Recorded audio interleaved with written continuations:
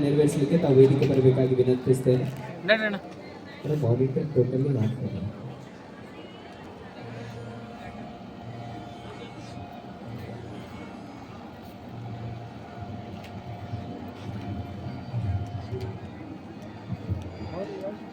ಓಂ ಶ್ರೀ ಗುರು ಬಸವಲಿಂಗಾಯ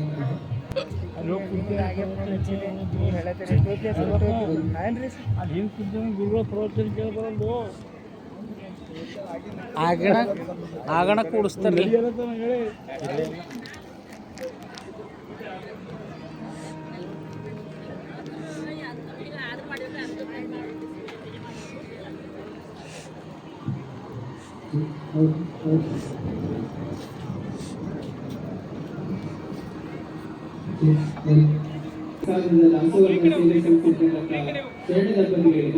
ಜೋರಾದ ಚಪ್ಪಾಳೆ ಮೂಲಕ ಅನಂತ ಚೆಡು ಶರಣಾರ್ಥಿಗಳು ವಿದ್ಯೆಯ ಬಸವಾಂಶದ ಆಶೀರ್ವಾದವನ್ನು ಬಂದಿರಲಿ.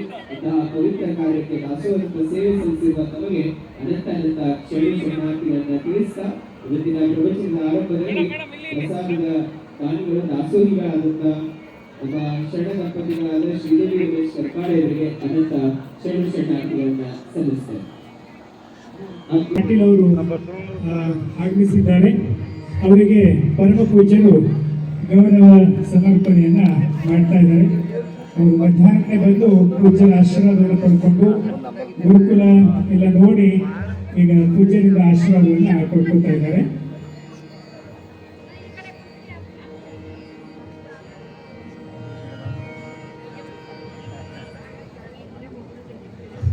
ಸನ್ಮಾನ್ಯ ಶ್ರೀ ಬಿ ಬಿ ಪಾಟೀಲ್ ಅವರಿಗೆ ಅನಂತ ವಂದನೆಗಳು. ಭಕ್ತಿಗೆ ಮೂಲಂ ಬಸವಂ ಕಾದಂಗ ಕಾಲನಪಮಶೀಲಂ ಬಸವಂ ಜಂಗಮವಾರಲೋಲಂ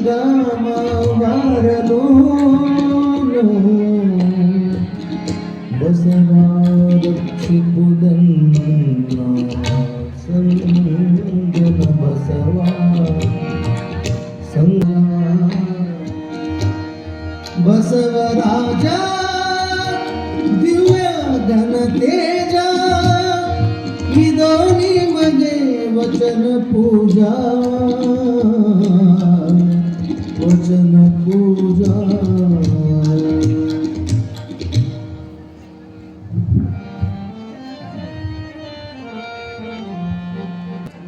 ಶ್ರೀ ಗುರುಕುಮಾರೇಶ್ವರಾಯ ನಮಃ. ಶ್ರೀ ಗುರು ಸಿದ್ಧಲಿಂಗೇಶ್ವರಾಯ ನಮಃ.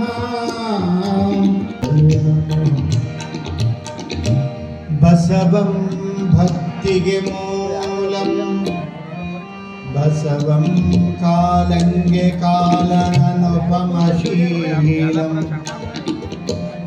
ಬಸವಂ ಜಂಗಮಲೋಲಂ ಬಸವಾರಕ್ಷಿಪುದನ್ನ ಸಂಗಣ ಬಸವ ಶರಣಾರ್ಥಿ ಸಂಗಣ ಬಸವ ಶರಣಾರ್ಥಿ ಶರಣಾರ್ಥಿ ಸಂಗಣ ಬಸವ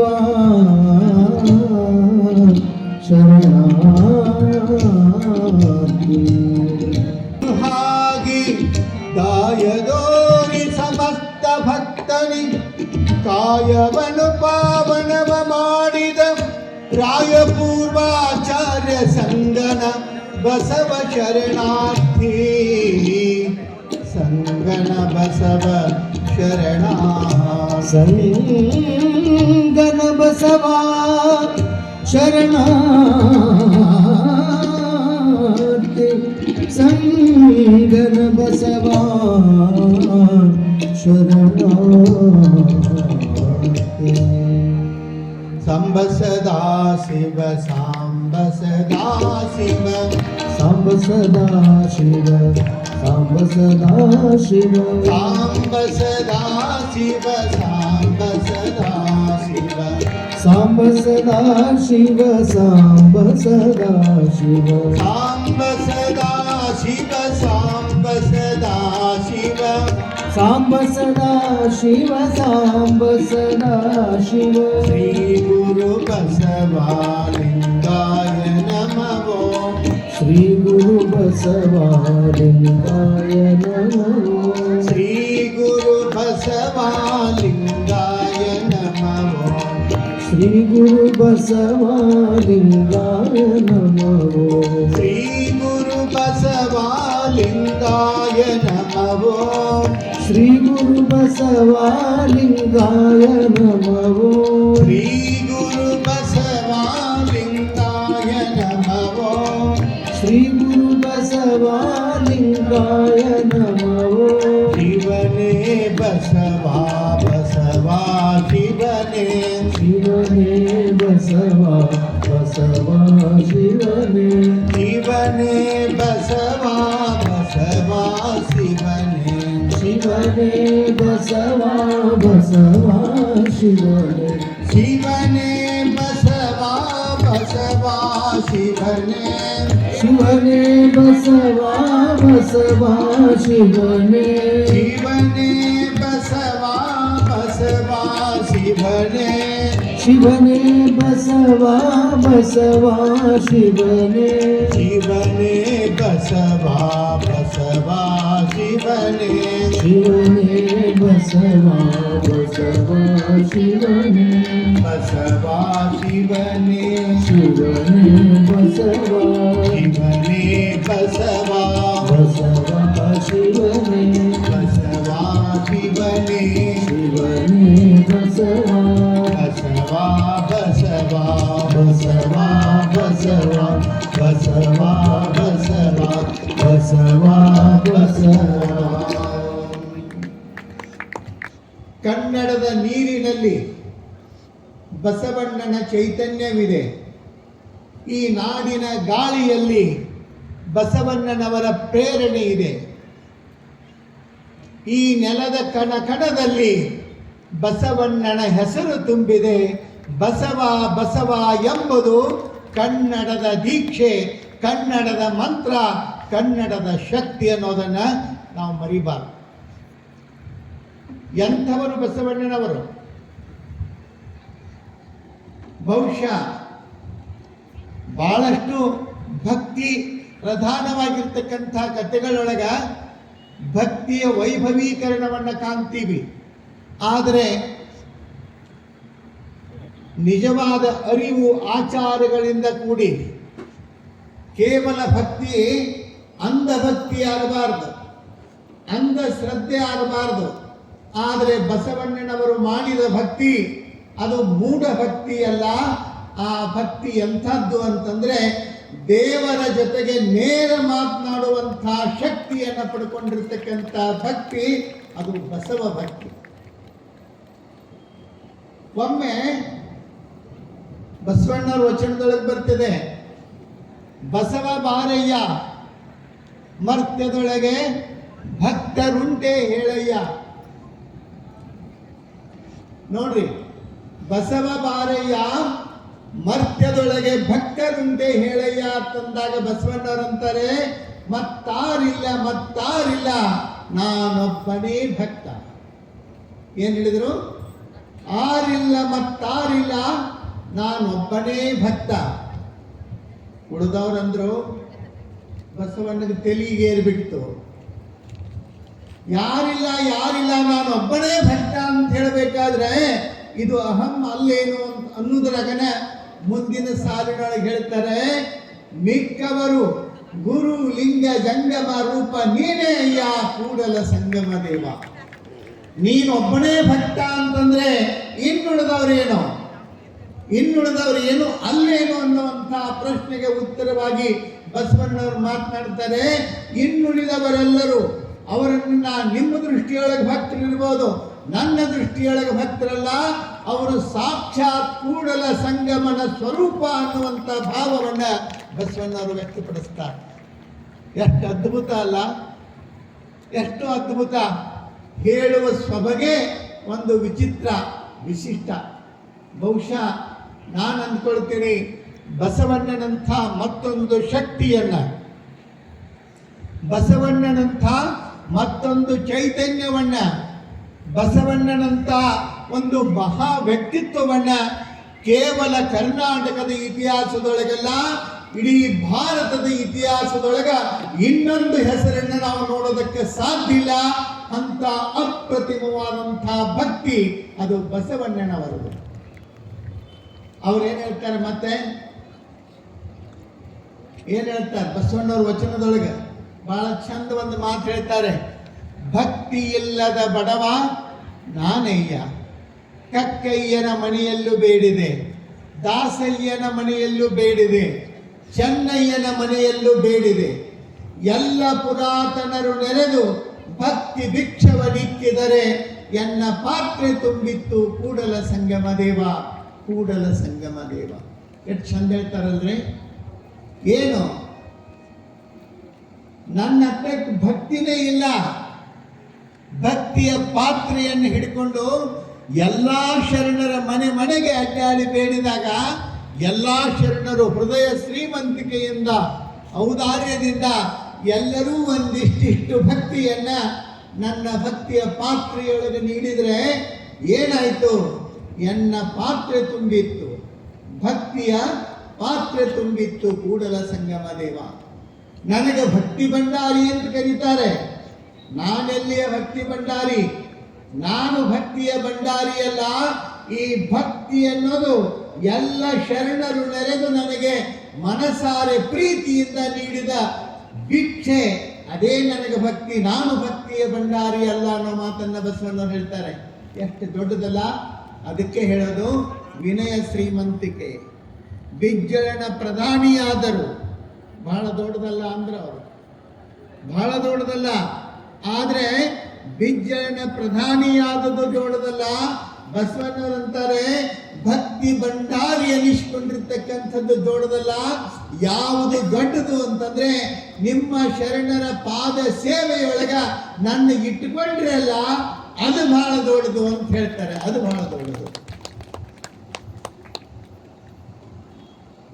ದೊಡ್ಡ ದೊಡ್ಡ ಮಾತುಗಳು, ಬಿರುದಾವಳಿಗಳು, ಬಿರುದು ಬಾವಲಿಗಳು ಬಸವಣ್ಣನವರ ತಲೆಯನ್ನು ತಿರುಗಿಸಲಿಲ್ಲ ಏನ್ರಿ. ಇಷ್ಟೆಲ್ಲ ಇದ್ರೂ ಸಹಿತ ಬಸವಣ್ಣನವರ ತಲೆ ತಿರುಗಲಿಲ್ಲ, ಅಹಂ ಬರಲಿಲ್ಲ.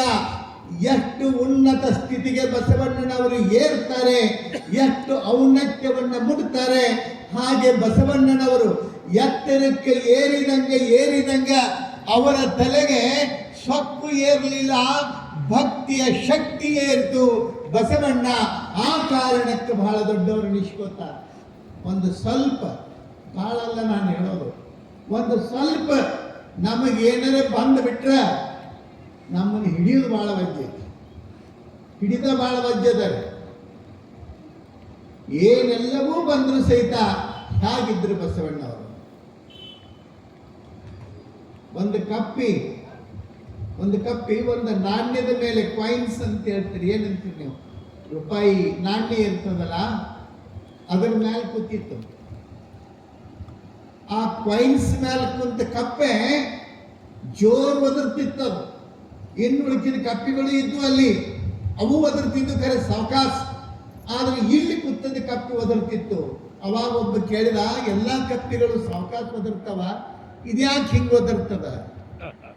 ಅದ್ರ ಬುಡಕ್ಕೆ ಏನಾರ ಇರಬೇಕು. ಏನಿರ್ಬೇಕು? ಅಲ್ಲೇನೈತಿ, ಮಣ್ಣೈತಿ, ಅಲ್ಲೇನೈತಿ ಅಂತೇಳ. ಇಲ್ಲ, ಇರದಿದ್ರೆ ಹಂಗೆ ಒದರಕ್ಕೆ ಸಾಧ್ಯ ಇಲ್ಲ. ಒಬ್ಬ ಬೆರಿಕಿದ್ದ. ಕೊನೆಗೆ ಆ ಕಪ್ಪೆಯನ್ನು ಸರಿಸಿ ನೋಡ್ತಾರ, ₹1 ಕಾಯಿನ್. ₹1 ಕಾಯಿನ್ ಮ್ಯಾಲ ಕೂತದ್ದಕ್ಕನ ಕಪ್ಪೆ ಅಷ್ಟು ಒದರಾಕತ್ತಿತ್ತು. ಎಷ್ಟ್ರಿ? ₹1. ಅದ್ರ ಮೇಲೆ ಕುಂತದ್ದಕ್ಕೆ ಅಷ್ಟು ಜೋರು ಒದರಾಕತ್ತಿತ್ತು. ಮತ್ತೆ ನಾವು ಪಾಡಲ್ರಿ ಅದಕ್ಕಿಂತ ಸ್ವಲ್ಪ ಅದ ಲೆಕ್ಕದಾಗ ಬರ್ತೀವಿ. ಆದ್ರೆ ಇದ್ದುದ್ರಾಗ ಪಾಡ. Something is better than nothing, nothing is better than nonsense ಅಂತಾರಲ್ಲ, ಹಂಗ. ಯಾವ ರೀತಿಯೊಳಗ ಒಂದು ಕಪ್ಪೆ ಒಂದು ನಾಣ್ಯದ ಮೇಲೆ ಕುಂತದಕ್ಕೆ ತಲೆ ತಿರುಗಿತು. ಮತ್ತೆ ನಮ್ಮ ತಿರುಗುವುದು ಏನ್ ದೊಡ್ಡದ್ರಿ? ತಿರುಗುದಲ್ಲ, ಒಂದು ಸಾವಿರಾರು ನಾಣ್ಯ ಮೇಲೆ ಕುಂತೀವಿ. ಇಷ್ಟೆಲ್ಲ ಅದ್ರ ಮೇಲೆ ಕೂತಾಗ ನಮಗೂ ಒಂದು ಈಟ್.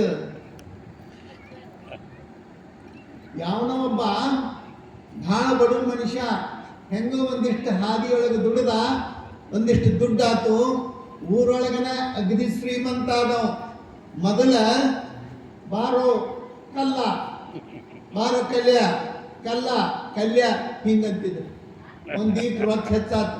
ಕಲ್ಲಪ್ಪ ಬಾರಪ್ಪ ಅನ್ನಕತ್ರ. ಮತ್ತೊಂದಿಷ್ಟು ರೊಕ್ಕ ಹೆಚ್ಚಾತು.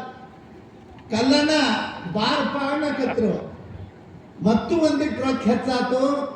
ಸಾವುಕಾರ ಬರ್ರಿ, ಎದ್ರೇನ್ರಿ ಸಾವುಕಾರ, ಕೂತ್ರೇನ್ರಿ ಸಾವುಕಾರ, ಊರ್ ಹೊಂಟ್ರೇನ್ರಿ ಸಾವುಕಾರ, ಈಗ ಬಂದ್ರೇನ್ರಿ ಸಾವುಕಾರ. ಹಿಂಗ ಅಂದ ಕೂಡಲೇ ಯಾರು ನಮಸ್ಕಾರ ರೀ ಸಾವುಕಾರ ಅಂದ್ರೆ ಸಾಕು, ಹೋಗಿ ಹೇಳ್ತೀನಿ ಅನ್ನವ. ನಮಸ್ಕಾರ ಅಂತಿದ್ದಿಲ್ಲ, ಹೋಗಿ ಹೇಳ್ತೀನಿ ಅಂತಿದ್ದ. ಒಬ್ರು ಲಕ್ಷ ಕೊಟ್ಟು ಕೇಳಿದ್ರು ನಮಸ್ಕಾರ ಅಂದ ಕೂಡಲೇ ಹೋಗಿ ಹೇಳ್ತೀನಿ. ಅಲ್ಲ ಇವನು ನಮಸ್ಕಾರ ಅಂದ್ರೆ ನಮಸ್ಕಾರ ಅನ್ಬೇಕು, ಹೋಗಿ ಹೇಳ್ತೀನಿ ಅಂತಲ್ಲ. ಏನಿದು ಕಡಿಗೆ ಒಬ್ರಿಗೊಬ್ರು ಮಾತಾಡಿಕೊಂಡು ಕೇಳೋಣ ತಡಿ ಏನಾರ ಹೇಳ್ತಾನ ಅವ್ನು ನೋಡೋಣ ಅಂತ ಹೇಳಿ. ಏನದು ನಿನ್ನ ಮಾತಿನ ಅರ್ಥ? ನಮಸ್ಕಾರ ಅಂದಾಗ ಹೋಗಿ ಹೇಳ್ತೀನಿ ಅಂತಿಲ್ಲ, ಏನಿದ್ರ ಅರ್ಥ? ಅವಾಗ ಒಂದತ್ತ ರೊಕ್ಕ ಇರ್ಲಾರ್ದಾಗ ನನಗೆ ಕಲ್ಯ ಕಲ್ಯ ಅಂತಿದ್ರು. ಈಗ ರೊಕ್ಕ ಆದ ಮೇಲೆ ಎಲ್ಲರೂ ನಮಸ್ಕಾರ ರೀ ಸಾವುಕಾರ, ನಮಸ್ಕಾರ ರೀ ಸಾವುಕಾರ ಅನ್ನಕತ್ತಾರ. ಅವ್ರು ನಮಸ್ಕಾರ ಅನ್ನೋದು ನನಗಲ್ಲ, ನನ್ನ ಹತ್ತೆಕ್ಕಿರೋ ರೊಕ್ಕಕ್ಕೆ. ಅದರ ಸಂಬಂಧ ಅದಕ್ಕೆ ಹೋಗಿ ಹೇಳ್ತೀನಿ ನಿಮ್ ನಮಸ್ಕಾರ ಅಂತ ಹೇಳ್ತೀನಿ ಅಂತಂದ. ಹಂಗ ದುಡ್ಡಾಯ್ತು ಅಂತಂದ್ರೆ ನಾವು ಬಹಳ ದೊಡ್ಡವ್ರು ಅನಿಸ್ಕೋತೀವಿ. ಆದ್ರೆ ನೆನಪಿಟ್ಕೋಬೇಕು, ಯಾವ ದುಡ್ಡು ಯಾರನ್ನು ದಂಡಿಗೆ ಹೋಗಿ ಹಚ್ಚಿಲ್ಲ ಅನ್ನೋದನ್ನು ನಾವು ಮರಿಬಾರ್ದು. ಬೇಕಾದಷ್ಟು ರೊಕ್ಕ ಇರಲಿ, ಎಷ್ಟು ಮಂದಿ ಎಷ್ಟೆಷ್ಟು ರೊಕ್ಕ ಇದ್ದವ್ರು ಎಷ್ಟು ಮಂದಿ ಹಂಗೆ ಕೂತಾರ. ಎಲ್ಲ ರೊಕ್ಕ ಇದ್ದವರು ತೋರಿಸ್ಕೊಳಕ್ ಹೋಗುದಿಲ್ಲ, ದುಡ್ಡಿದ್ದವರೆಲ್ಲರೂ ಹಿಂಗ ಮಾಡ್ತಾರೋ ಅಂತಿಲ್ಲ.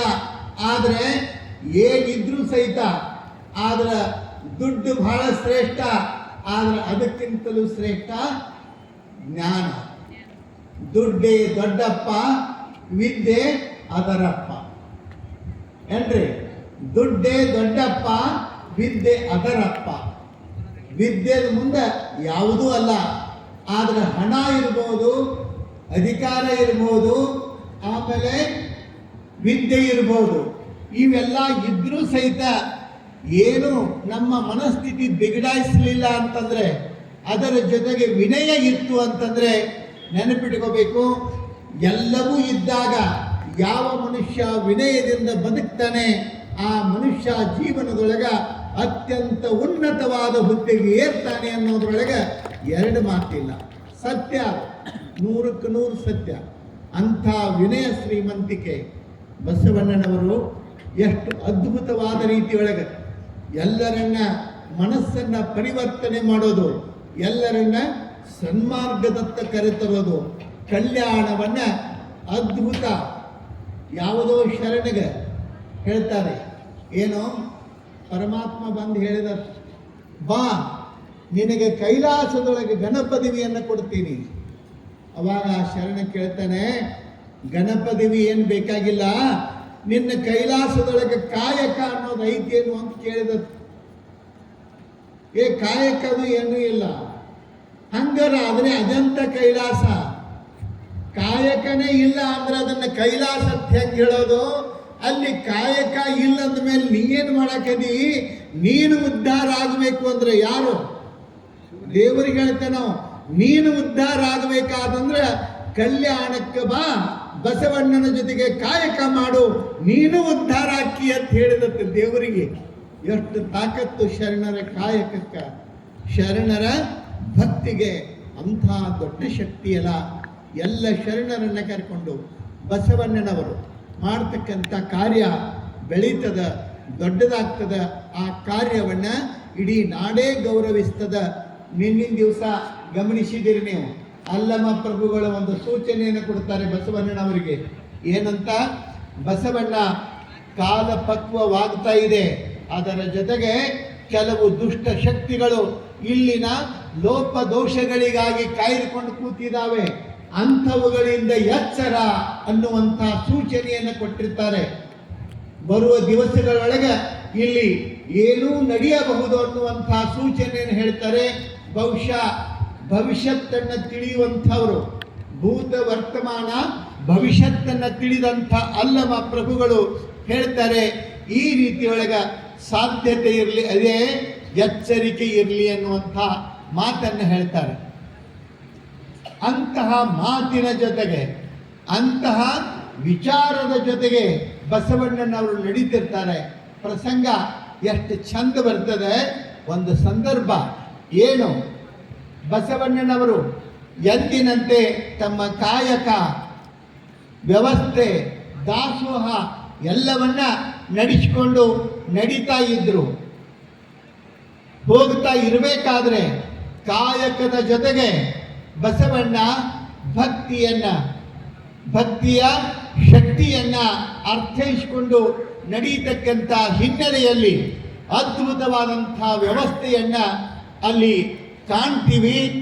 ಏನದು ವಿಶೇಷತೆ, ಯಾವುದು ವೈಶಿಷ್ಟ್ಯತೆ ಅಂತಂದ್ರೆ, ಒಂದು ದಿವಸ ಎಲ್ಲ ಶರಣರು ನಡೀತಿದ್ದ ಹಾಗೆ ಬಸವಣ್ಣನವರು ಅಲ್ಲಿ ಇರ್ತಾರೆ.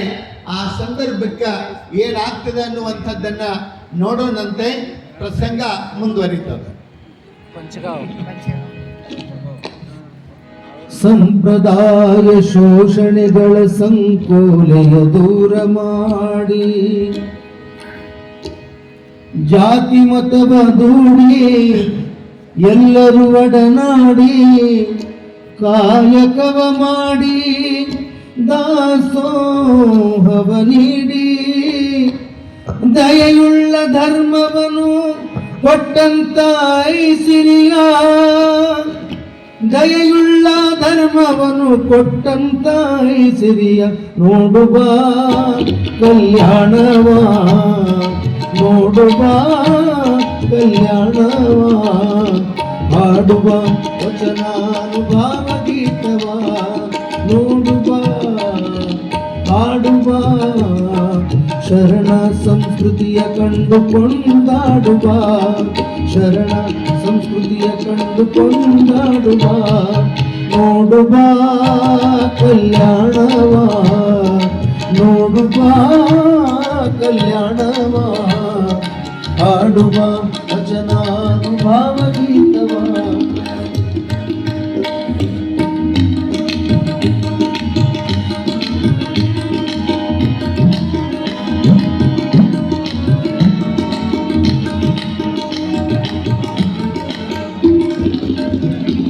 ಸಂಪ್ರದಾಯ ಶೋಷಣೆಗಳ ಸಂಕೋಲೆಯ ದೂರ ಮಾಡಿ,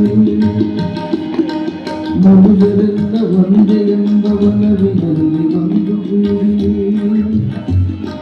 ಜಾತಿ ಮತವ ದೂಡಿ ಎಲ್ಲರೂ ಒಡನಾಡಿ, ಕಾಯಕವ ಮಾಡಿ ದಾಸೋಹವ ನೀಡಿ,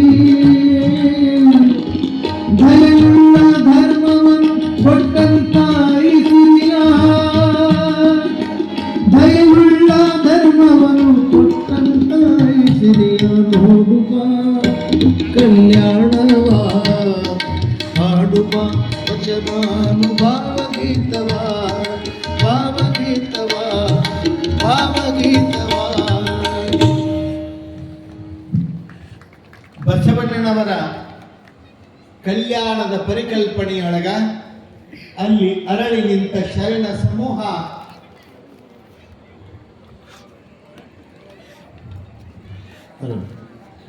ಮಾನಿಟರ್ ಅದು ಸ್ವಲ್ಪ ಕ್ಲಿಯರ್ ಮಾಡ್ಕೊಡ್ರಿ, ಒಟ್ಟು ಸೌಂಡ್ ಇಲ್ಲ.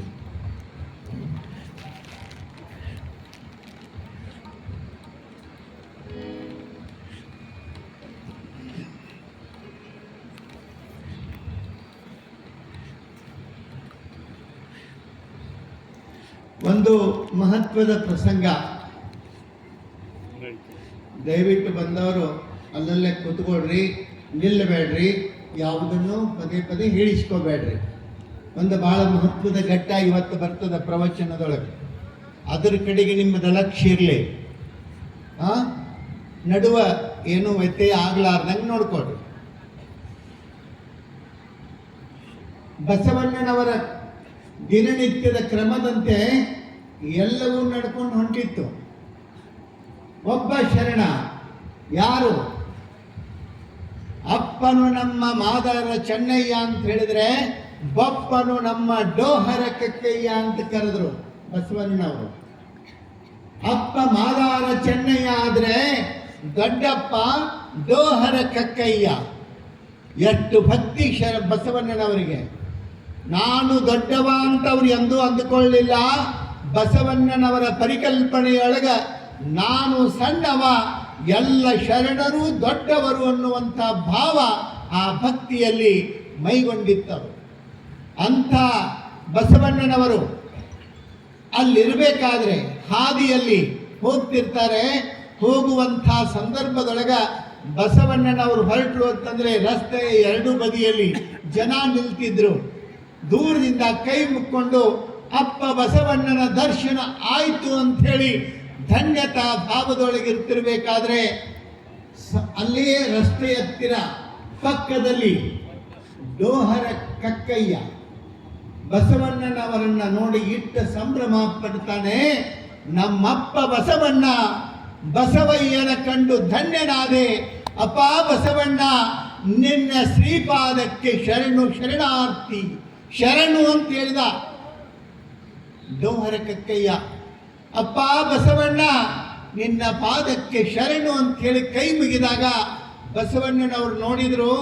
ಪ್ರತಿಯಾಗಿ ಕೈ ಮುಗಿದು ಹೇಳ್ತಾರೆ, ಅಪ್ಪ ಕಕ್ಕಯ್ಯನವರೇ, ತಮ್ಮ ಶ್ರೀಪಾದಕ್ಕೆ ಶರಣು ಶರಣಾರ್ಥಿ ಎಂದು ಬಿಟ್ರು. ಅವ ಬಸವಣ್ಣನವರನ್ನ ನೋಡಿ ಕೈ ಮುಗಿದು ಶರಣು ಅಂದು ನನ್ನ ಜೀವನ ಸಾರ್ಥಕ ಆಯಿತು ಅಂತ ಹೇಳಿ ಆ ಕಕ್ಕಯ್ಯ ಹರಳಯ್ಯ ಸಂಭ್ರಮ ಪಡುತ್ತಿದ್ದ. ಹರಳಯ್ಯ ಸಂಭ್ರಮ ಪಡುತ್ತಿರಬೇಕಾದ್ರೆ ಧನ್ಯತಾ ಭಾವ.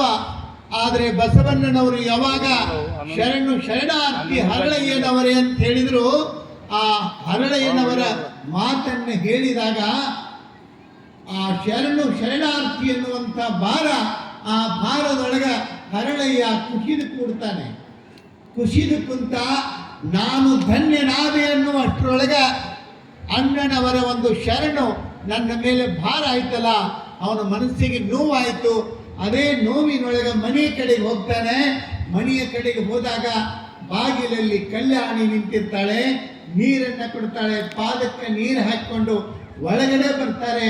ಮುಖ ಸಪ್ಪಗಾದದ್ದ ನೋಡಿ ಕಲ್ಯಾಣಿ ಕೇಳ್ತಾಳೆ, ಏನಾಯ್ತು ಶರಣರೇ, ಯಾಕೂ ಮುಖ ಬಾಡಿದೆಯಲ್ಲ, ಸಪ್ಪಗಾಗಿದೆಯಲ್ಲ, ಏನು ಕತೆ ಅಂತಂದಾಗ ಹೇಳ್ತಾರೆ ಶರಣರು, ಏನಿಲ್ಲ, ಬಸವರಸರನ್ನ ಕಂಡು ಶರಣು ಅಂತ ನಾನು ಕೈ ಮುಗಿದೆ, ಅದಕ್ಕೆ ಪ್ರತಿಯಾಗಿ ಶರಣು ಶರಣಾರ್ಥಿ ಹರಳಯ್ಯ ಅಂತ ಹೇಳಿದ್ರು. ಆ ಭಾರ ನನ್ನ ಮೇಲೆ ಹೆಚ್ಚಾಯ್ತಲ್ಲ, ಅದು ನನ್ನ ತಲೆಯೊಳಗೆ ನಾನು ಶರಣು ಹೇಳಿ ಉದ್ಧಾರ ಆಗ್ಬೇಕಂತ ಹೋದ್ರೆ ತಿರುಗಿ ಮತ್ತೆ ನಾನು ಪಾಪವನ್ನೇ ಹೊತ್ಕೊಂಡು ಬಂದೆ. ಅವರು ನನಗೊಂದು ಶರಣದ ಭಾರವನ್ನ ಹೆಚ್ಚಿಗೆ ಮಾಡಿದ್ರು ನನ್ನ ತಲೆ ಮೇಲೆ. ಏನ್ ಮಾಡೋದು? ಕಲ್ಯಾಣಿ ಬಹಳ ಶಾಣಕ್ಕೆ, ಬಹಳ ಬುದ್ಧಿವಂತೆ. ಇದರೊಳಗ ನೀವು ಮನಸ್ಸಿಗೆ ಬೇಜಾರು ಮಾಡ್ಕೋಬೇಕಾದಂಥದ್ದು ಏನಿಲ್ಲ. ಅದಕ್ಕೊಂದು ಪರಿಹಾರ ಹೇಳ್ತೀನಿ ನಾನು. ಏನು ಕಲ್ಯಾಣಿ ಅಂತಂದಾಗ ಆಕೆ ಹೇಳ್ತಾಳೆ, ಏನಿಲ್ಲ, ಬಸವಣ್ಣನವರ ಶ್ರೀಪಾದಕ್ಕೆ ಸುಂದರವಾದ ಜೋಡನ್ನ ಪಾದುಕೆಯನ್ನ ಮಾಡಿಕೊಡೋಣ. ಅದರಿಂದ ನಮ್ಮ ಶರಣ, ನಮ್ಮ ಮೇಲೆ ತಲೆಯ ಮೇಲೆ ಬಂದ ಶರಣದ ಭಾರವನ್ನ ಹಗುರು ಮಾಡಿಕೊಳ್ಳೋಣ. ಇದರೊಳಗೆ ಏನು ವಿಶೇಷ ಅಂದವ ಹರಳಯ್ಯ. ಇದರೊಳಗೆ ಏನು ವಿಶೇಷ? ಅವಾಗ ಕೇಳು, ವಿಶೇಷತೆ ಮಾಡಕ್ ಬರ್ತದ. ಏನು? ನಿಮ್ಮ ಬಲದೊಡೆ ನನ್ನ ಎಡದೊಡೆಯ ಚರ್ಮವನ್ನ ಅದಕ್ಕೆ ಲೇಪಿಸಿ ಸುಂದರವಾದ ಕುಸುರಿಯಿಂದ ಕೆಲಸ ಮಾಡಿ ಸುಂದರ ನಕ್ಷೆಯನ್ನು ತೆಗೆದು ಎಷ್ಟು ಚಂದ ಆಗ್ಬೇಕು ಅವು ಪಾದುಕೆಗಳು ಅಂತಂದ್ರೆ ನೋಡಿದ್ರೆ ಅಣ್ಣನವರಿಗೆ ಅಷ್ಟು ಖುಷಿ ಆಗ್ಬೇಕು, ಅಷ್ಟು ಚಂದ ಮಾಡೋಣ. ಭಾಳ ಚಂದ ಹೇಳಿದೆ ಅಂತಂದ. ಬಹುತೇಕ ಹೆಣ್ಮಕ್ಳು ಏನ್ರಿ ಹೇಳಕ್ ಬಂದ ಕೂಡಲೇ ಗಂಡು ಮಕ್ಳು ಏನ್ ಮಾಡ್ತೀರಿ? ಸುಮ್ಕೊಂಡ್ರು ನಿಂಗೇನ್ ತಿಳಿತೈತಿ? ಬಾಯ್ ಮುಚ್ಚ. ಈಗೇನು ಹಂಗೆ ಅನ್ನಂಗಿಲ್ಲ ಬಿಡ್ರಿ. ಈಗ ಬಹುತೇಕ ನಾ ಹಂಗಂತದ್ದು ಎಲ್ಲಿ ಕೇಳಿಲ್ಲ. ಯಾರೋ ಒಬ್ಬ ಹೆಣ್ಮಗಳು ಗಂಡನ ದವಾಖಾನೆಗೆ ಕರ್ಕೊಂಡೋಗಿದ್ರು. ಡಾಕ್ಟರ್ ಚೆಕ್ ಮಾಡಿ ನೋಡಿದ ಕೂಡಲೇ ಹೇಳ್ರು, ಸತ್ತ ನಿನ್ನ ಗಂಡ ಅಂದ್ರು. ಸತ್ತ ನಿನ್ನ ಗಂಡ ಅಂದ್ಕೊಳ್ಳಿ ಏನ್ರ ಮಾಡಿಗಿಡಾಳತ್ತ ಅವ್ನು ಬುದುಗನ ಎದ್ದು ಕೂತ ಇಲ್ಲ ನಾ ಸತ್ತಿಲ್ಲ ಅಂದವ್. ಅವಾಗ ಕೇಳು ಮನ್ಯಾಗನು ಹಿಂಗ ಮಾಡ್ತೀರಿ, ದವಾಖಾನ್ಯಾಗನು ಹಿಂಗ ಮಾಡ್ತೀರಿ, ಡಾಕ್ಟರ್ ಕಿತ್ತ ಶಾನ್ಯಾಗಿನ ಸುಂಬೇಳ ಅಂದೊಳಗೆ. ಇಲ್ಲ ನಾ ಸತ್ತಿಲ್ಲ, ನೀ ಏನ್ ಹೇಳ್ತೀವಿ ಸತ್ತಿಲ್ಲ ಅಂತ ಡಾಕ್ಟರ್ ಹೇಳಕತ್ತೇರಿ, ಸತ್ತಿ ಸುಮ್ಮ ಬೀಳು. ಈ ಲೆಕ್ಕ ಇರ್ತದ ರೀ. ಕಲ್ಯಾಣಿ ಹೇಳಿದಂಥ ಮಾತನ್ನ ಎಷ್ಟು ಪ್ರೀತಿಯಿಂದ ಸ್ವೀಕಾರ ಮಾಡಿದ. ಬಹಳ ಅದ್ಭುತವಾದ ಉಪಾಯ, ಸಾರ್ಥಕ ಆಯಿತು ಕಲ್ಯಾಣಿ. ಅಷ್ಟೇ ಮಾಡೋಣ. ಸುಂದರವಾದ ಜೋಡುಗಳನ್ನು ತಯಾರು ಮಾಡಿದ್ರು. ಇಬ್ರು ದಂಪತಿಗಳು ಸ್ನಾನ ಮಾಡಿ ಮಡಿಯಿಂದ ಎಡದೊಡೆ ಬಲದೊಡೆಯ ಚರ್ಮವನ್ನು ತೆಗೆದು ಆ ಜೋಡುಗಳಿಗೆ ಲೇಪಿಸಿ ಕುಸುರಿಯನ್ನ ಮಾಡಿ ಸುಂದರ ನಕ್ಷೆಯನ್ನು ಬಿಡಿಸಿ ಇಷ್ಟು ಚಂದ ಪಾದುಕೆಗಳನ್ನು ತಯಾರು ಮಾಡಿದ್ರು.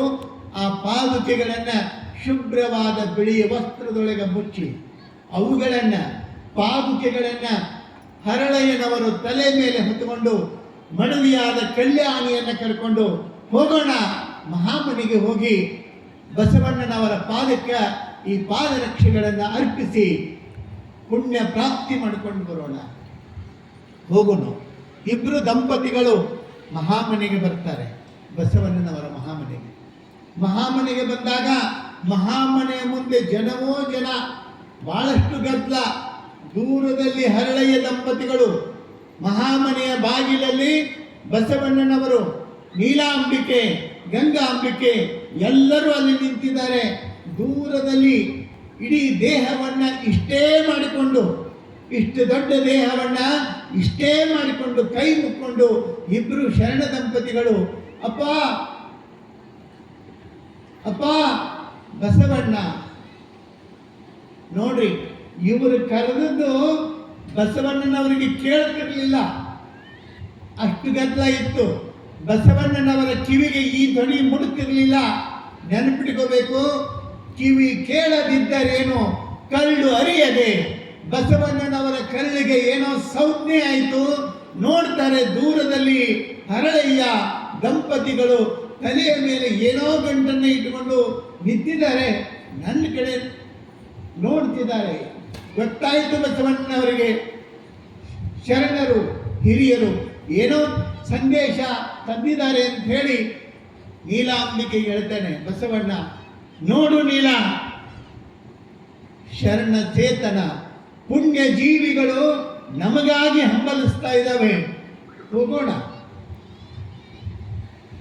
ಅಲ್ಲೇ ನಿಂತುಕೊಂಡು ಬಾರು ಹರಳಯ್ಯ ಅಂತ ಹೇಳಿಲ್ಲ ಬಸವಣ್ಣ.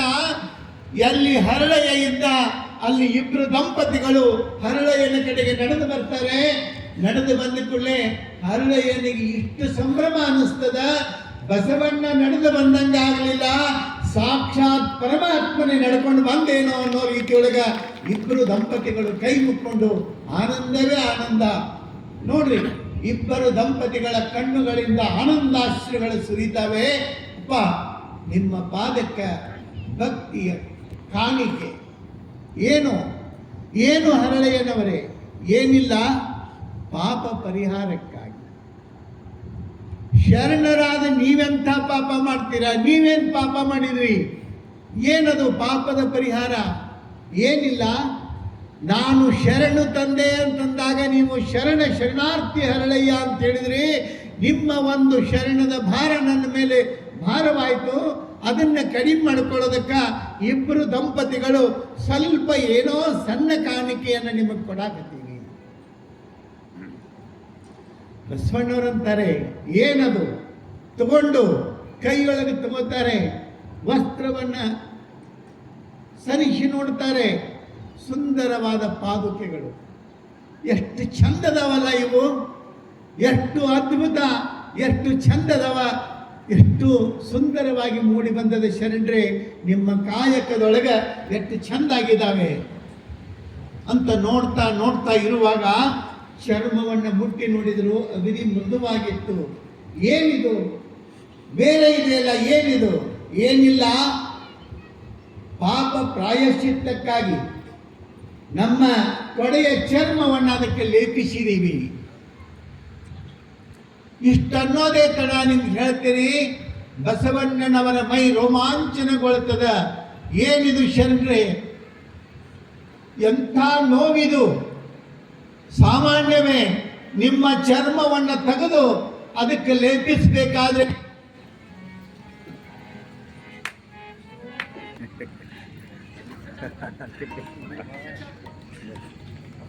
ಇವತ್ತು ಅವ್ನು ಸರಿ ನಮಗೆ ಜಾಗ ಸಿಕ್ಕ ಗಾಂಧೀಜಿ ಮನಸ್ಸಿಗೆ ಆಘಾತ ಆಯ್ತು. ಶರಣರೇ, ಬಹಳ ದೊಡ್ಡ ತಪ್ಪು ಮಾಡಿದ್ರಿ.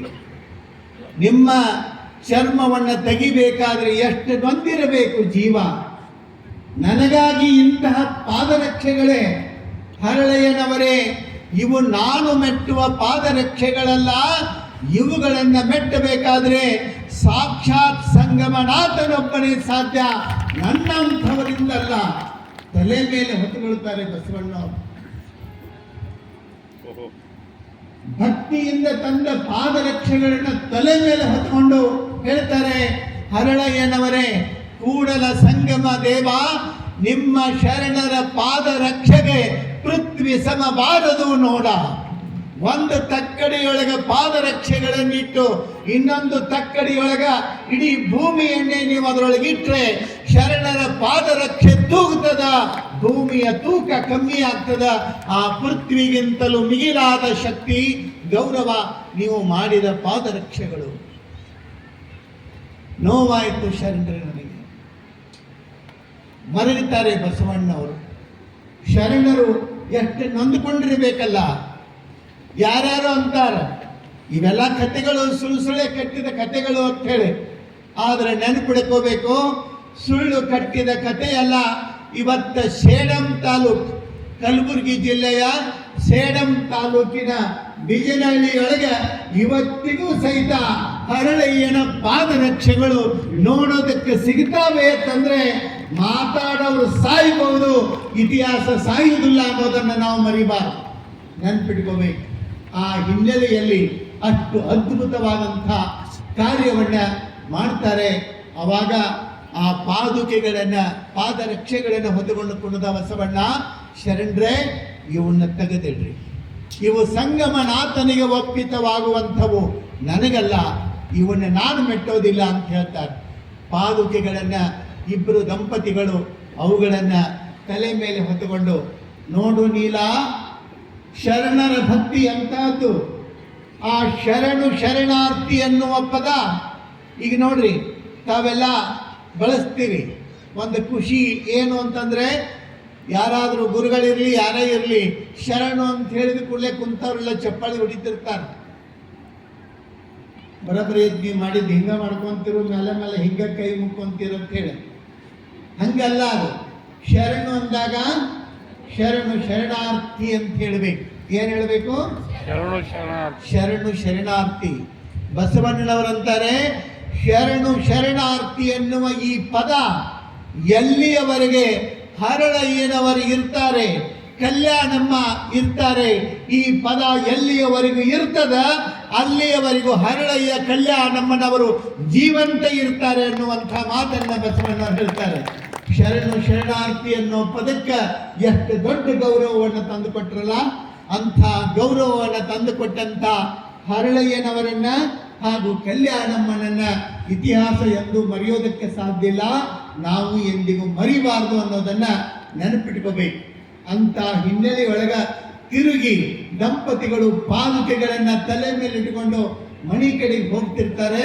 ಆ ಸಂದರ್ಭಕ್ಕೆ ಎದುರಿಗೆ ಮಧುವರಸನವರು ಬರ್ತಾರೆ. ಮಧುವರಸ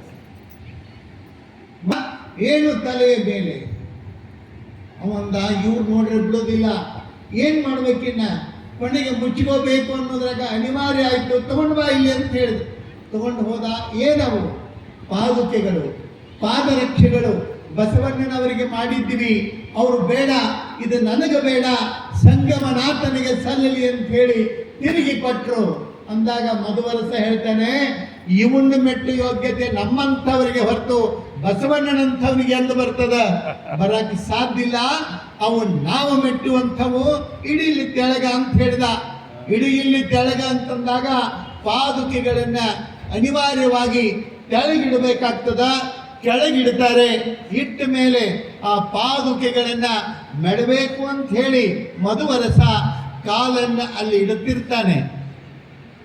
ಎಲ್ಲಿ? ಇಲ್ಲಿ ನನ್ನ ಕಡೆ, ಇಲ್ಲಿ ನನ್ನ ಕಡೆ. ನಿಮ್ಮ ಕಡೆ ಇದ್ದೇವು ಗುರುಗಳೇ, ನಿಮ್ಮ ಕಡೆ ಇದ್ದೇವು. ಏನ್ರಿ, ಪಾದುಕೆಯಲ್ಲಿ ಕಾಲನ್ನು ಇಡಬೇಕು ಅಂತ ಹಿಂಗ ಇಡ್ತಿರ್ತಾನೆ, ಇನ್ನೂ ಮುಟ್ಟಿರಲ್ಲ. ಅಷ್ಟರೊಳಗೆ ಅವನ ಮೈಗೆಲ್ಲ ಬೆಂಕಿ ತಗೊಂಡಂಗಾಗಿಬಿಡ್ತದೆ. ಬೆಂಕಿ ತಗುಲಿದಂಗಾಗಿ ಕರೆಂಟ್ ಶಾಕ್ ಹೊಡೆದುಕೊಳ್ಳಿ ಹೆಂಗೆ ಹಿಂದೆ ಸರಿತೀವಲ್ಲ, ಹಂಗೆ ಹಿಂದೆ ಸರದ ಮಧುವರಸ. ಆದರೆ ಹಿಂದೆ ಸರದೇನೋ, ಆದರೆ ಮೈಗೆ ಹತ್ತಿದ ಬೆಂಕಿ ಆರಲಿಲ್ಲ. ಆತ ಉರಿ ಅನ್ಕೋತ ಸರಿತಾನೆ. ಅವುಗಳನ್ನು ಹೊತ್ತುಕೊಂಡು ಹರಳೆಯ ದಂಪತಿಗಳು ಮನೆಗೆ ಹೋಗ್ತಾರೆ. ಇತ್ತ ಮಧುವರಸ ವಿಳಿ ಒದ್ದಾಡ್ತಾನೆ ಮನೆಗೆ ಹೋಗಿ. ಸಂಕಟ ಉರಿ. ಎಷ್ಟು ಮಂದಿ ಡಾಕ್ಟರ್ ಬಂದರು, ಏನೆಲ್ಲ ಔಷಧಿಯನ್ನು ಮಾಡಿದ್ರು, ಏನು ಪ್ರಯೋಜನ ಆಗಲಿಲ್ಲ. ಏನು ಗತಿ ಅಂತಂದಾಗ ಆ ಮನೆಯಲ್ಲಿ ಕೆಲಸ ಮಾಡುವಂಥವಳು, ಮಧುವರಸನ ಮನೆಯಲ್ಲಿ ಕೆಲಸ ಮಾಡುವಂಥ ಹೆಣ್ಮಗಳು ನೀರು ತರ್ತಿದ್ದಳು. ನೀರು ತರೋದಕ್ಕೆ ತಡ ಆಯಿತು. ಇನ್ನು ದೂರ ಹೋಗಿ ನೀರೆಲ್ಲಿದೆ ತರೋದು ಅಂತ ಹೇಳಿ ಹರಳಯ್ಯನವರ ಮನೆಯಿಂದ ಹರಿವಾಗಿತ್ತು. ಆ ನೀರನ್ನು ಕಾಯಕ ಮಾಡಿದ ನೀರಿದ್ದಲ್ಲ, ಅದಕ್ಕೊಂದು ಸಣ್ಣದು ಹೊಂಡ ಇತ್ತು. ಅಲ್ಲಿ ನೀರಿದ್ದು ಸುಮ್ಮನೆ ಈಗೊಂದು ಕೂಡ ಒಯ್ದ್ರಾತ ಅಂತ ಹೇಳಿ ಆ ನೀರನ್ನು ತುಂಬಿಕೊಂಡು ಹೋಗ್ತಾಳೆ. ತಗೊಂಡು ಹೋಗಿ ಅಲ್ಲಿಟ್ಟಾಗ ಆ ನೀರಿನಿಂದ, ಅದೇ ನೀರಿನಿಂದ ಜಳಕ ಮಾಡಿಸಿರೋ. ಏನು ಆ ನೀರು ಬಿದ್ದು ಮಧುವರಸನ ಬೆಂಕಿ ತನ್ನಷ್ಟಕ್ಕೆ ತಾನೇ ತಣ್ಣಗ ಆತು. ಏನಿದು ವಿಚಿತ್ರ, ಏನಿದು ಔಷಧಿ, ಯಾರು ತಂದ್ರು ನೀರು ಅಂದ್ಕೂಡಲೇ ಕರಿಬೇಕೇನ, ಎಲ್ಲಿಂದ ತಂದಿ? ತಪ್ಪಾಯ್ತು ನಂದು ಸ್ವಾಮಿ ಅಂತ ಕೈ ಮುಗಿದ್ರು. ತಪ್ಪಾಗಿಲ್ಲ, ಒಪ್ಪಾಗೈತಿ ಅನ್ನೋ. ತಪ್ಪಾಗಿಲ್ಲ, ಒಳ್ಳೇದಾಗಿದೆ. ನನ್ನ ಮೈಯೊಳಗೆ ಹತ್ತಿದ ಬೆಂಕಿ ತಣ್ಣಗೆ ಮಾಡಿದೀಯಾ, ಎಲ್ಲಿಂದ ತಂದಿ ಹೇಳು ಅಂತ ಹೇಳಿ ಮಧುವರಸ ಕೈ ಮುಗಿದು ಕೇಳಿದಾಗ ಅವಸರಕ್ಕಾಗಿ ಹರಳಯ್ಯನ ಮನೆಯ ಹೊಂಡದಿಂದ ಅವನು ತುಂಬಿಕೊಂಡು ಬಂದೆ. ಕರಿವಾಣಿಯಿಂದ ನೀರನ್ನು ತಂದೆ. ಅದಕ್ಕೆ ನನ್ನ ತಪ್ಪಾಯಿತು, ತಪ್ಪಾಗಿಲ್ಲ, ನನ್ನ ಉದ್ಧಾರ ಮಾಡಿದೆ ನೀನು ಅಂತ ಹೇಳಿ ಮಧುವರಸರಿಗೆ ಅರ್ಥ ಆಗ್ತದ. ಶರಣರೆಂದರೆ ಸಾಮಾನ್ಯರಲ್ಲ ಏನ್ರಿ, ನರರಲ್ಲೋ ನಾವು ನರರಲ್ಲ, ನೀವು ಹೀನ ಮಾನವರಲ್ಲ, ನೀವು ಕೇಳಿರಿ ಅಂತ ಹೇಳ್ತಾರೆ. ನಾವು ನರರಲ್ಲೋ ನಾವು ನರರಲ್ಲ. ಶರಣರನ್ನ ನರರು ಅಂತ ಹೇಳೋದಕ್ಕೆ ಸಾಧ್ಯ ಇಲ್ಲ. ಎಂಥವರು ಶರಣರು ಅಂತಂದ್ರೆ ಅಸಾಮಾನ್ಯರು. ಮಧುವರಸ ಓಡ್ತಾ ಬರ್ತಾನೆ. ಎಲ್ಲಿ? ಹರಳಯ್ಯನ ಗುಡಿಸಲಿಗೆ ಬಂದಾಗ, ಹರಳಯ್ಯ ನೀನು ಸಾಮಾನ್ಯನಲ್ಲ, ಶರಣರಂದ್ರೆ ಏನು ಅನ್ನೋದು ನನಗೆ ಇವತ್ತು ಪರಿಚಯ ಆಯಿತು. ನಿನ್ನ ಪಾದಕ್ಕೆ ಶಿರಸಾಷ್ಟಾಂಗ ನಮಸ್ಕಾರ ಅಂತ ಹೇಳಿ ಮಧುವರಸ ಹರಳಯ್ಯನವರ ಪಾದಕ್ಕೆ ಹಣೆ ಹಚ್ಚಿ ನಮಸ್ಕಾರ ಮಾಡ್ತಾನೆ. ಹರಳಯ್ಯ ಅವನ್ನ ಕೈ ಹಿಡಿದು ಎತ್ತಿದಾಗ, ನನ್ನ ಕಣ್ಣ ತೆರೆಸಿದ ಗುರು ನೀನು, ನನ್ನ ಉದ್ಧರಿಸಿದ ಪರಮ ಗುರು ನೀನು ಅಂತ ಹೇಳಿ ಮಧುವರಸ ಕೊಂಡಾಡ್ತಾರೆ. ಅವಾಗ ಇಬ್ಬರಲ್ಲಿಯೂ ಪರಸ್ಪರರಲ್ಲಿ ಗೌರವ ಭಾವನೆಗಳು ಮೂಡ್ತಾವ. ಆ ಕಾರಣಕ್ಕೆ ಇದು ಇಲ್ಲಿಗೆ ನಿಲ್ಲಬಾರದು. ಎಂಥ ಅದ್ಭುತವಾದಂಥ ಮನಸ್ಸಿನ ಪರಿವರ್ತನೆ ಆಗ್ತದೆ ಮಧುವರಸಂದು ಅಂತಂದರೆ, ಶರಣರೆಂದು ಸಾಮಾನ್ಯರಲ್ಲ, ನಮ್ಮ ಇನ್ನುಳಿದವರೆಲ್ಲ ಶರಣರನ್ನ ಅರ್ಥನೇ ಮಾಡಿಕೊಂಡಿಲ್ಲ ಅಂಥೇಳಿ. ನೋಡ್ರಿ, ಕಲ್ಯಾಣದೊಳಗೆ ಎಷ್ಟು ಮಂದಿ ಇದ್ರು, ಯಾರ್ಯಾರಿಗೆ ಅನುಭವ ಆಗ್ತದ ಅವರೆಲ್ಲರೂ ಬಸವಣ್ಣನನ್ನು ಅರ್ಥ ಮಾಡಿಕೊಂಡಿದ್ರು. ಆದರೆ ಎಲ್ಲರಿಗೂ ಅರ್ಥ ಆಗಲಿಲ್ಲ. ಕೊನೆಯವರೆಗೆ ಒಂದಿಷ್ಟು ಮಂದಿ ಅಂತಿ ಒಟ್ಟ ಅರ್ಥ ಆಗಲಿಲ್ಲ ಬಸವಣ್ಣ. ಅದರೊಳಗೆ ಮೊದಲು ಯಾರು 1ನೇ ನಂಬರ್? ಕೊಂಡಿ ಮಂಚಣ್ಣ. ಹೇಳ್ರು ನೋಡ್ರಿ, ನಾ ಹೇಳಕ್ಕಿಂತ ಮೊದಲು ಯಾರು? ಕೊಂಡಿ ಮಂಚಣ್ಣ. ಕೊನೆಯವರೆಗೂ ಅರ್ಥ ಆಗಲಿಲ್ಲ ಬಸವಣ್ಣ ಅವನಿಗೆ. ಇದು ಅವಾಗ ಅಂತ ತಿಳ್ಕೊಬೇಡ್ರಿ, ಈಗೂ ಒಂದಿಷ್ಟು ಮಂದಿ ಕೊಂಡಿ ಮಂಚನಗಳದಾರ ಇಲ್ಲಿ, ಇಲ್ಲಂದ್ರಿ? ಈಗೂ ಒಂದಿಷ್ಟು ಮಂದಿ ಅದಾರ.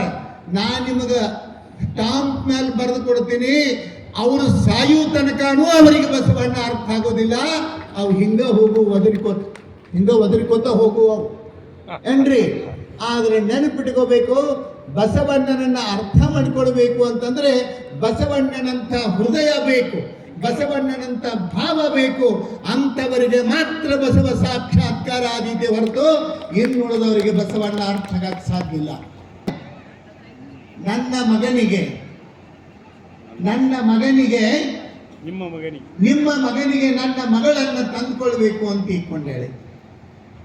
ಅವಾಗ ಹರಳಯ್ಯ ಒಂದು ಕ್ಷಣ ಏನೋ ಸ್ತಂಭಿತನಾಗ್ತಾನೆ. ಏನಿದು ಮಧುವರ ವಿವಾಹವನ್ನು ಬಸವಣ್ಣವರು ಮಾಡಿದ್ರು ಅಂತ ಹೇಳಿ ಬಸವಣ್ಣನವರು ಬಸವಾದಿ ಶರಣರು ಅನುಮೋದಿಸಿದ ಆ ಮದುವೆ ಇಂಟ್ರಿಕಾಸ್ಟ್ ಮದುವೆ ಅಲ್ಲ, ಅಂತರ್ಜಾತೀಯ ವಿವಾಹವಲ್ಲ. ಇಬ್ಬರು ಶರಣರಾಗಿ ಇಬ್ಬರು ಲಿಂಗಧಾರಿಗಳಾಗಿ ಸಮಾನ ಮನಸ್ಕರ ನಡುವೆ ಸಮಾನ ಧರ್ಮೀಯರ ನಡುವೆ ನಡೆದ ಮದುವೆ ಹೊರತು ಅದು ಅಂತರ್ಜಾತೀಯ ವಿವಾಹವಲ್ಲ ಅನ್ನೋದನ್ನ ನಾವು ನೆನಪಿಟ್ಕೋಬೇಕು. ಅಲ್ಲಿ ಅದನ್ನು ಅನುಮೋದಿಸಿದಾಗ ಎಲ್ಲರೂ ಒಪ್ಪಿಗೆ ಹಾಕ್ತಾರೆ. ಆ ಒಂದು ಕಾರ್ಯ ಒಪ್ಪಿತ ಆದ ಮೇಲೆ ಇಬ್ಬರಿಗೂ ಮದುವೆ ನಡೀತದ. ಆ ಮದುವೆ ನಡೆದ ಸುದ್ದಿ ಕ್ಷಣಾರ್ಧದಲ್ಲಿ ಕಲ್ಯಾಣದೊಳಗೆ ಕಾಳುಗಿಚ್ಚಿನಂತೆ